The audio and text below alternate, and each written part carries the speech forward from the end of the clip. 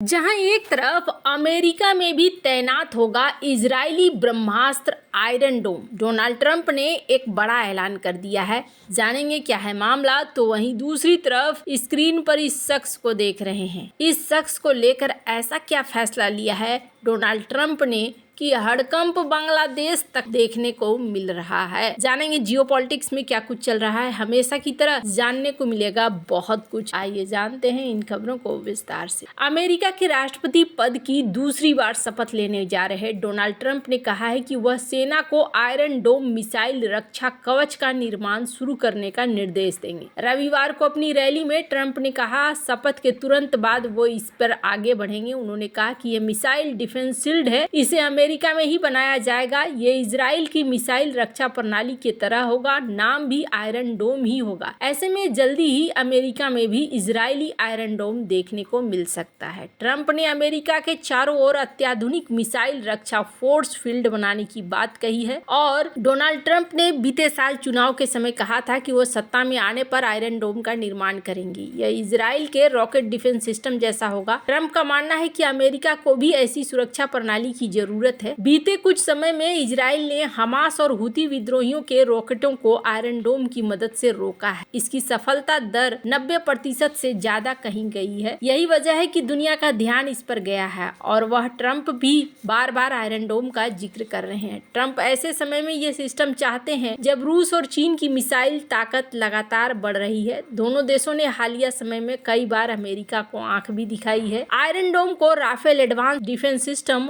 और aerospace industry ने बनाया है। इजराइल की आयरन डोम रक्षा प्रणाली रॉकेट और मिसाइल हमले रोकने में सक्षम है। ये इजराइल का सबसे उपयोगी मिसाइल शील्ड है जिसकी ताकत दुनिया ने मानी है। ये सिस्टम कम दूरी 4 किलोमीटर से लेकर 70 किलोमीटर तक की दूरी से दागे गए रॉकेट और मिसाइलों को रोकता है। इजराइल के लिए ये नागरिकों और बुनियादी ढांचे की रक्षा में काफी उपयोगी साबित हुआ है। अमेरिकी सेना ने क्रूज मिसाइलों से बचाव के लिए 2 आयरन डोम सिस्टम हासिल किए थे। हालांकि सेना ने इनका बहुत ज्यादा इस्तेमाल नहीं किया है। अमेरिका में इसकी उपयोगिता पर सवाल उठते रहे हैं। आयरन डोम छोटी दूरी के रॉकेट और मोर्टार को रोकने के लिए डिजाइन किया गया है जो इजराइल के लिहाज से उपयोगी है। एक्सपर्ट का मानना है कि अमेरिका को लंबी दूरी के बैलिस्टिक मिसाइलों से खतरा है। ऐसे में अमेरिका के लिए आयरन डोम के बजाय एरो 3 या थार्ड जैसे एडवांस सिस्टम बेहतर होंगे। खैर, अब यहाँ अमेरिका जहाँ इजराइल की इस टेक्नोलॉजी को लगाना चाहता है, वहीं बांग्लादेश को लेकर आखिर अमेरिका क्या एक्शन लेगा। वैसे देखने को मिल रहा है कि बांग्लादेश से शेख हसीना की विदाई और मोहम्मद यूनुस की ताजपोशी के बाद पाकिस्तान को एक बड़ा मौका दिख रहा है। इस कारण पाकिस्तान ने बांग्लादेश के वर्तमान प्रशासन के साथ संबंधों को मजबूत करना शुरू कर दिया है।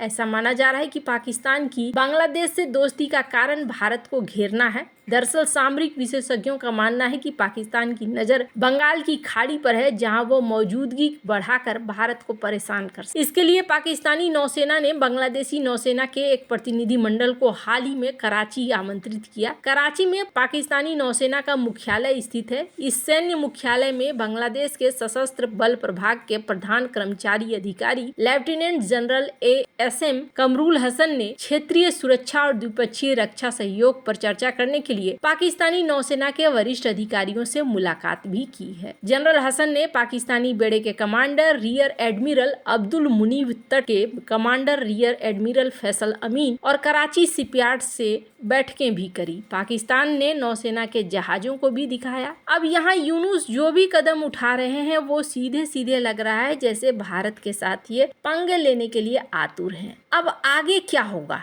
डोनाल्ड ट्रंप को लेकर एक उम्मीद जताई जा रही थी कि डोनाल्ड ट्रंप बांग्लादेश के लिए मुसीबत खड़ी कर सकते। क्या ऐसा होने जा रहा है? तो यहाँ पर शुरुआत तो देखने को मिल रहा है। शुरुआत में कुछ चीजें ऐसी हो रही हैं जिस पे कहा जा रहा है कि ये एक बड़ी पहल यहाँ पर शुरू हो चुकी है। स्क्रीन पे आप देख रहे हैं एक आर्टिकल आनंद बाजार, ये जो है ये बांग्ला पत्रिका है, जिस पत्रिका ने ये लिखा है कि अभी हाल ही में कुछ फैसले लिए हैं डोनाल्ड ट्रंप ने, और ये फैसले बांग्लादेश को एक संकेत दे दिया है कि आगे आने वाले समय में क्या होने वाला है। और इसमें क्या फैसला लिया गया है, स्क्रीन पर एक शख्स को देख रहे हैं आप, ये बहुत प्रसिद्ध शख्स रही हैं बांग्लादेश में, ये हैं मार्सिया बर्निकेट। इनको पद से निकलने के लिए कह दिया गया है। इनके साथ साथ 2 और लोगों को कहा गया है कि आप जो कैरियर डिप्लोमेट का पद है उसे छोड़िए। डिप्लोमेट तो सुना था, ये कैरियर डिप्लोमेट क्या है,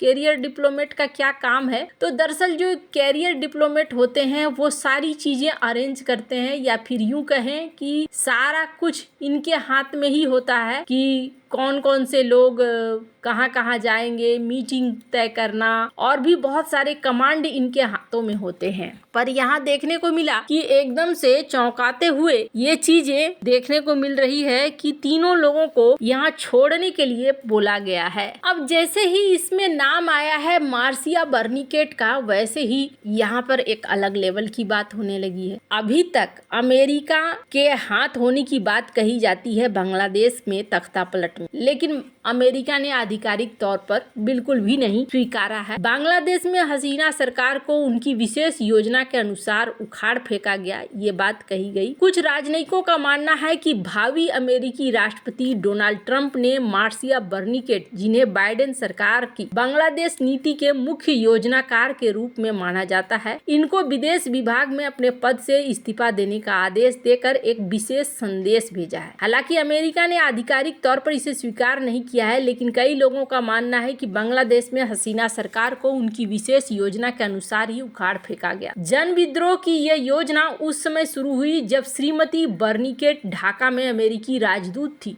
वह वर्तमान में अमेरिकी विदेश विभाग की डायरेक्टर हैं। समाचार एजेंसी रॉयटर्स के अनुसार ट्रंप के खेमे ने हाल ही में बर्नी सैंडर्स सहित अमेरिकी विदेश विभाग के 3 प्रमुख अधिकारियों से इस्तीफा देने को कहा है, और ये तीनों ही अधिकारी पेशेवर राजनयिक हैं, रिपब्लिकन और डेमोक्रेट, और दोनों कार्यकालों में सेवा दे चुके हैं। संभवतः उनसे पद छोड़ने के लिए कहा गया है ताकि उनके पसंदीदा राजनीतिक व्यक्ति को उनके स्थान पर लाया जा सके। लेकिन जानकार सूत्रों का कहना है कि बर्नी कार्ड्स को हटाने का निर्णय ट्रंप खेमे से एक संदेश है। इससे पहले चुनाव से पहले दिवाली की शुभकामनाओं में ट्रंप ने यूनुस की अंतरिम सरकार के दौरान बांग्लादेश में अल्पसंख्यकों के उत्पीड़न की निंदा की। बांग्लादेश की नीति की आलोचना करते हुए ट्रंप ने कहा था कि अन्य सभी देशों की तरह इस देश में भी बाइडेन सरकार की नीति विफल रही। शपथ ग्रहण से कुछ दिन पहले बांग्लादेश नीति के मुख्य योजनाकार को हटाने का निर्णय इस बात का संकेत है। पूरा बांग्लादेश सोमवार का इंतजार कर रहा है। आज डोनाल्ड ट्रंप के अमेरिकी राष्ट्रपति के रूप में शपथ लेने के बाद अमेरिका की बांग्लादेश नीति में क्या बदलाव होगी, इस बारे में अटकलों का कोई अंत नहीं है। बांग्लादेश की अंतरिम सरकार के मुख्य सलाहकार यूनुस के साथ ट्रंप के विशेष परिचय का द्विपक्षीय संबंधों का क्या प्रभाव पड़ेगा, इसे लेकर भी काफी उत्सुकता है। तो यहाँ पर अब देखना होगा ट्रंप क्या करते हैं। पर यह माना जा रहा है कि यहाँ पर जो हिंदू समुदाय है, इन्होंने भी